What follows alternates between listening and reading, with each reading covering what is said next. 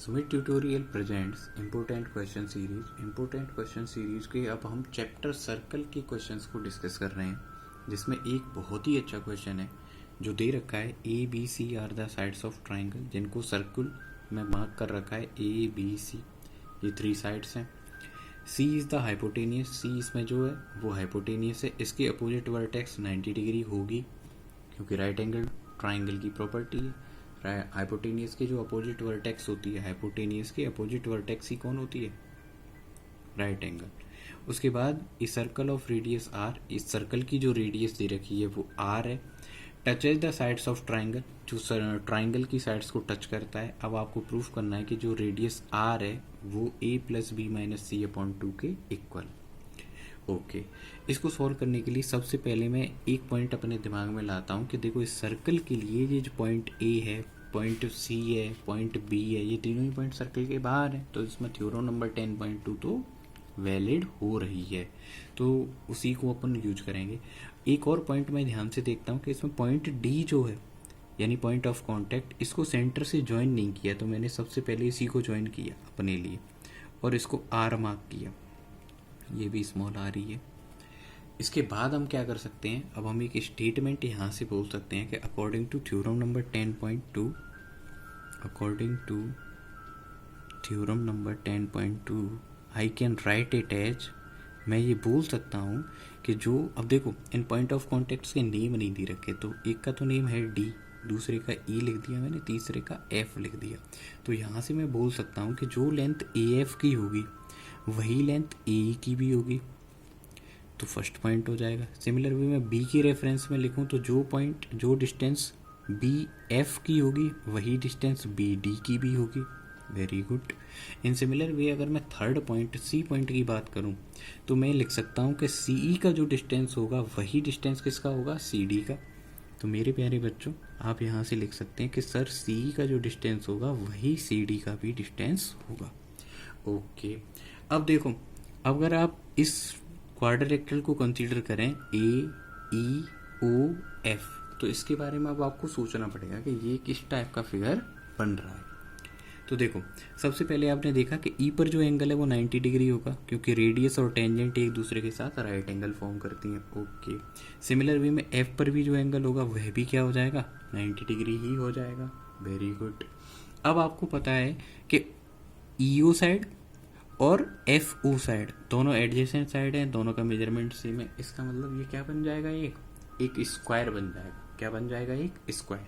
तो सबसे पहले आप एक सेंटेंस लिखेंगे, radius is perpendicular to tangent, radius is perpendicular to tangent at point of contact,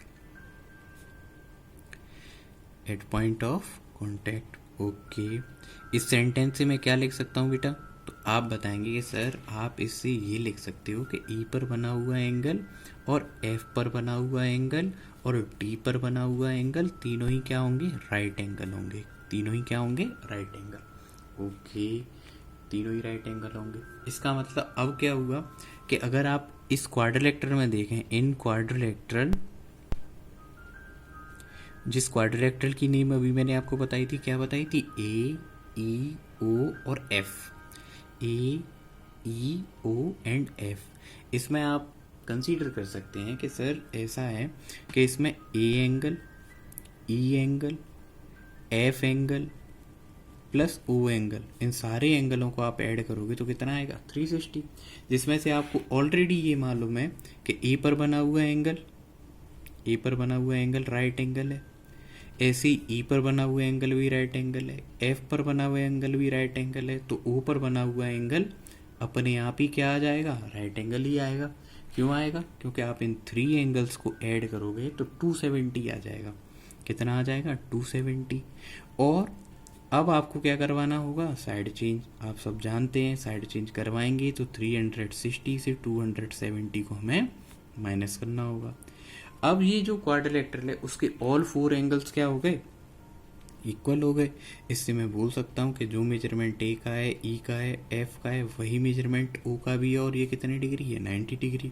and इसकी जो एडजेसेंट साइड है, देखो इसकी एडजेसेंट साइड देखो, ये वाली भी आर है, ओ ई और ओ एफ भी क्या है आर। तो आप यहाँ लिखेंगे कि इसकी जो एडजेसेंट साइड आ रही हैं O E and O F is equal to they are equal to radius of circle.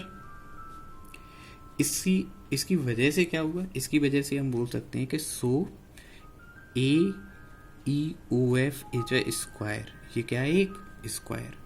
अब जैसे ही मैंने ये स्क्वायर लिखा तो अब आप बोलेंगे सर इसमें तो अब एक और प्रॉपर्टी आ गई, क्या कि इसकी तो 4 साइड्स इक्वल होंगी, इसकी ऑल 4 साइड्स क्या होंगी इक्वल। तो मैं यहाँ से आगे आपको साइड में बताता हूँ कि आप इसे बोल सकते हो कि नाउ जो मेजरमेंट ए का होगा वही मेजरमेंट ओ ई का भी होगा, वही मेजरमेंट ओ एफ का भी होगा और वही मेजरमेंट ए एफ का भी होगा, और इन सब की मेजरमेंट आर होगी। क्या होगी, R, radius of the circle. तो आप सब की जगह पे क्या मार्क कर सकते हो, आर। आपने आर मार्क कर लिया हर जगह पर। अब देखो, अब अगर आप ए बी का मेजरमेंट कंसीडर करते हो, किसका मेजरमेंट कंसीडर करते हो, ए बी का।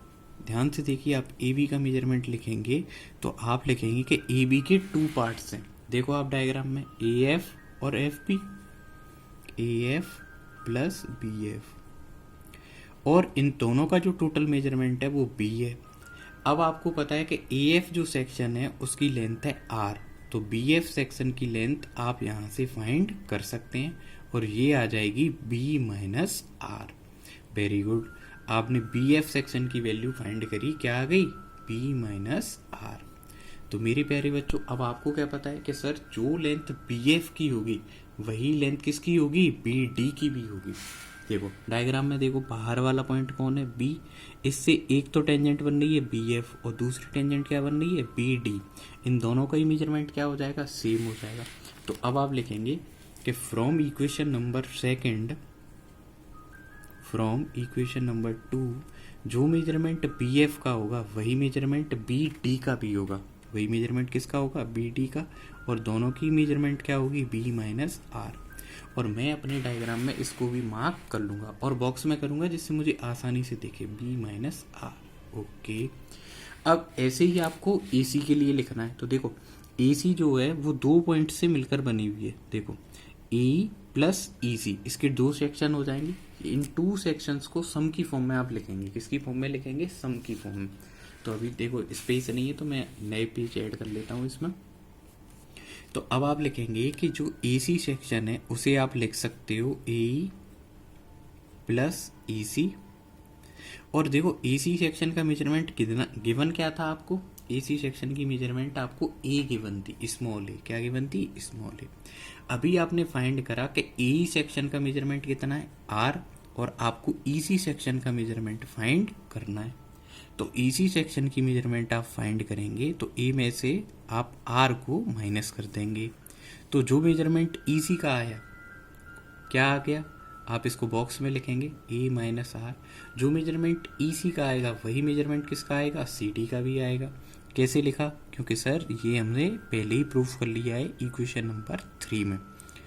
तो आप लिखेंगे यहाँ से फ्रॉम इक्वेशन नंबर 3 आप क्या लिख सकते हैं, हम लिख सकते हैं sir E C is equal to C D and that is equal to A minus R. Okay, आपने फाइनली सी डी सेक्शन का मेजरमेंट पता कर ही लिया और ये कितना आया है, ए माइनस आर। अब देखो, पहले मैंने ए बी का मेजरमेंट लिखा, फिर मैंने ए सी का लिखा। इसी तरीके से अब मैं किसका मेजरमेंट लिखने वाला रहा हूँ, बताओ बच्चों, थोड़ा गैस करो। तो देखो क्वेश्चन काफ़ी लार्ज हो रहा है और अगर आप यहाँ तक वीडियो देख रहे हैं तो आप काफ़ी सीरियस स्टूडेंट हैं, है ना, और आपके अच्छे मार्क्स आने की पूरी पॉसिबिलिटी है। अब देखो बीसी सेक्शन को अगर आप फाइंड करेंगे तो आप लिख सकते हैं कि सर आप बीसी सेक्शन को लिखेंगे बी डी। देखो बी से पहले डी पॉइंट तक आएंगे, फिर डी से कहाँ तक जाएंगे, सी तक। तो आप इसे लिखेंगे B D plus C D. देखो मैं आपको दोबारा से बताता हूँ, ध्यान से समझो। बी से डी तक आएंगे, फिर डी से सी तक जाएंगे, तो B D plus C D.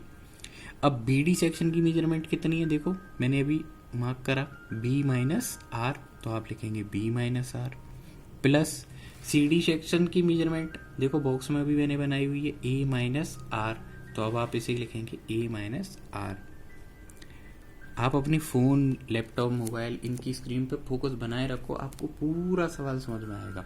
अब देखो, जो BC का टोटल मेजरमेंट क्वेश्चन में गिवन था ना, इसको मैंने रीसर्कल कर दिया है, दोबारा से सर्कल बना दिया, जो क्या क्या था, C था। तो आप किसके इक्वल लिखेंगे इसको? C के इक्वल लिखेंगे।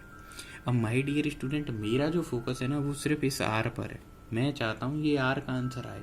तो सबसे पहले तो मैं इनको रीअरेंज कर लेता हूँ। A को पहले लिख लेता हूँ, तो A plus B minus 2R is equal to C। अब यहाँ से मैं 2R को साइड चेंज करवाता हूँ और C को भी साइड चेंज करवाता हूँ। साइड चेंज के नॉर्मल रूल हैं, आपको तो पता ही है। प्लस का साइड चेंज माइनस हो जाएगा और माइनस वाले का साइड चेंज प्लस हो जाएगा। अब हम जो फाइंड करना चाहते हैं, हमारा इंटरेस्ट तो इस R में, R का मल्टीप्लाई किससे हो रहा है? 2 से।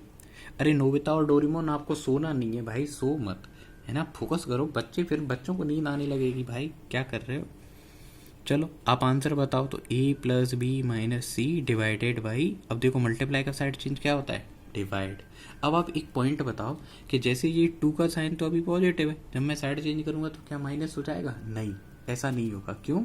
मल्टीप्लाई का साइड चेंज माइनस, सिर्फ प्लस का साइड चेंज करवाएं, यानी हम ऐड वाले नंबर का, या फिर सब्ट्रैक्शन का। अदरवाइज मल्टीप्लाई और डिवाइड में साइड चेंज कराने से, साइन चेंज कराने से क्या चेंज नहीं होते? साइन चेंज नहीं होते। Very good.